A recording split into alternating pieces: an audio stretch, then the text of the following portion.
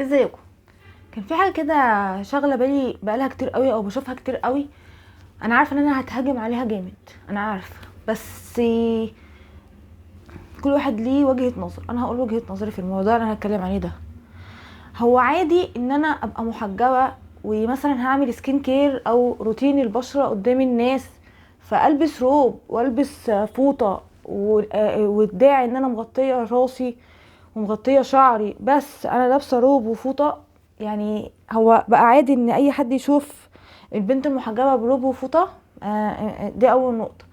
لو انت قلت عادي انا مفيش حاجه باينه في جسمي مش عارف ايه، تخيلي كده انت مثلا حد ابن عمك ولا ابن خالتك ولا اخوكي حتى الكبير او حتى باباكي قاعد في الصاله ولاقيكي داخله بالروب والفوطه عليه، انت هيبقى منظرك ايه؟ يعني ده حاجه عاديه. تخيلي بقى كم ولد بيتفرج على الفيديو اصلا.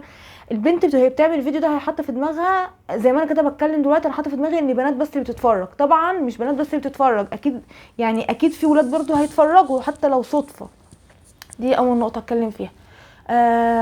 اول نقطه. تاني نقطه، برضو برضو بنات محجبه او مش محجبين عرايس وبقوا بيتصوروا بالروب الستان العادي، اللي هو برضو الروب الستان. انا عندي روب ستان صغير، مستحيل انشر بيه. يعني ببقى مثلا لابسه حاجه عايزه اتدفى شويه، مستحيل البس الروب الستان انشر بيه.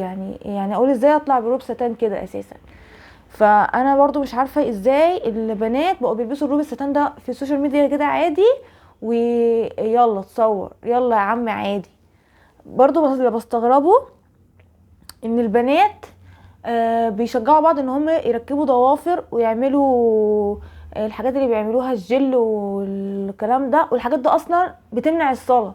فانا ازاي كبلوجر او مدونة شخصية عادية جدا او واحدة ملهاش لازمة بقى، يعني انا ماليش لازمة مثلا، بس انا بقى ايه او مشجعة الناس ان انت ركبي رموش ويركبي ضوافر واعملي تاتو على كل حاجات تمنع الصلاة، وانا بشجع على كده. طب افرض مت مثلا، يبقى انا بقى كده يعني مش هشيل بقى ذنب، ده انا هشيل ذنب كل الناس اللي انا شجعتهم ان هم يركبوا ضوافر. يعني مالها ضوافر ربنا خلقنا بيها؟ يعني انا برضو مستغربه الفكره دي. واحده بقى تيجي تطلع تقول ايه، بص هي حرام بس انا مش دعوه. طب انت اصلا قايله على المحل اللي انت عامله عنده ولا عند اللي انت عامله عنده؟ يعني انت تقولي لي يعني مثلا دلوقتي انا اطلع اشرب كوبايه خمر اقول لها بص حرام بس هي طعمها لذيذ؟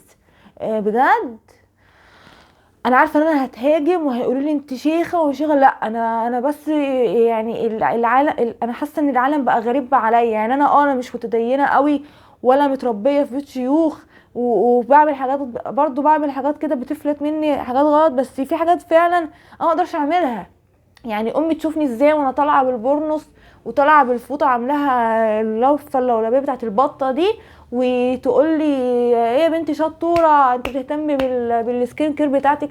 طب فيها ايه لما اقول لهم انا ههتم بالسكين كير بقى لو انا عايزه اعلم بجد بس كلها لابسه طرحيتي العادي؟ يعني والله احنا لازم نخش في الموزه ده عن اللزوم.